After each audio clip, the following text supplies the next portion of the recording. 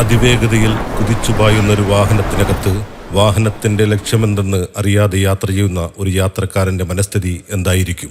അതെ, തന്റെ കുടുംബം ലക്ഷ്യം വയ്ക്കുന്നത് എന്തെന്നറിയാതെ അതിനകത്ത് ജീവിക്കുന്ന ഒരു കുടുംബനാഥന്റെ അവസ്ഥയും ഇത് തന്നെയാണ്. കുടുംബത്തിനകത്ത് കൂട്ടത്തോടെ താമസിക്കുമ്പോഴും ഒറ്റപ്പെടലുകളിൽ ഉരുകിയൊലിച്ചു പോകുന്ന കുടുംബനാഥന്മാരും കുടുംബിനികളും. പിതാവിന്റെ വിയർപ്പിന്റെ വില മനസ്സിലാകാത്ത മകൻ പറയുന്നത് അവന് വിദേശത്ത് പഠിക്കണമെന്നാണ്. വിവാഹപ്രായം കഴിഞ്ഞ മകൾ പറയുന്നത് തനിക്ക് വിവാഹം നോക്കി നിങ്ങൾ ബുദ്ധിമുട്ടേണ്ട എന്നാണ്. അവൾക്ക് സ്വന്തം കാര്യങ്ങൾ തീരുമാനിക്കാനുള്ള പ്രായമൊക്കെ ആയത്രേ. തൻ്റെ ജീവിതത്തിൽ ഇനിയും ഇടപെട്ടാൽ അവൾ ആത്മഹത്യ ചെയ്യും എന്നാണ് പറയുന്നത്. കുടുംബ സംവിധാനങ്ങളിൽ നിന്നും യുവത്വത്തെ അടർത്തിമാറ്റിക്കൊണ്ട് അവരുടെ സകല ഊർജവും രക്തവും വലിച്ചൂറ്റിയെടുത്ത് ഒന്നിനും കൊള്ളാത്ത ചപ്പുചട്ടി ചവറുകളാക്കിക്കൊണ്ട് വഴിയോരങ്ങളിൽ അവരെ വലിച്ചെറിയുന്ന ലിബറലുകൾ കുടുംബങ്ങളിൽ വലിയ പ്രശ്നങ്ങളാണ് സൃഷ്ടിക്കുന്നത്.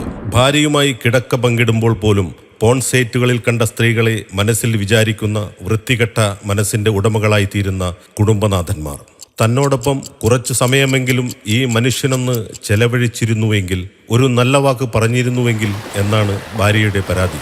കുറച്ച് സമാധാനത്തിനു വേണ്ടി ഭാര്യയുടെ അടുക്കൽ ചെന്നിരുന്നാൽ പരാതികൾ മാത്രമാണ് അവൾക്ക് പറയാനുണ്ടാവുക എന്നാണ് ഭർത്താവ് പറയുന്നത്.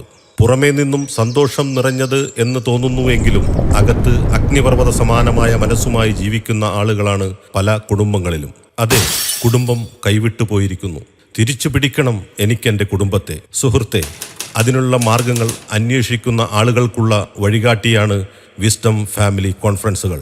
കുടുംബരംഗത്തുള്ള പ്രശ്നങ്ങളെ വിശകലനം ചെയ്യുന്ന, അതിന് പരിഹാരങ്ങൾ നിർദ്ദേശിക്കുന്ന വൻ ജനപങ്കാളിത്തത്തോടു കൂടിയുള്ള വേദികളാണ് കേരളത്തിലെമ്പാടും സംഘടിപ്പിക്കപ്പെട്ടു വരുന്നത്. അതിൻ്റെ ഭാഗമായി എറണാകുളം ജില്ലയിലും ആലുവ ശ്രീമൂലനഗരത്ത് 2024 May 12 4:30 PM wisdom family conference നടക്കുകയാണ്.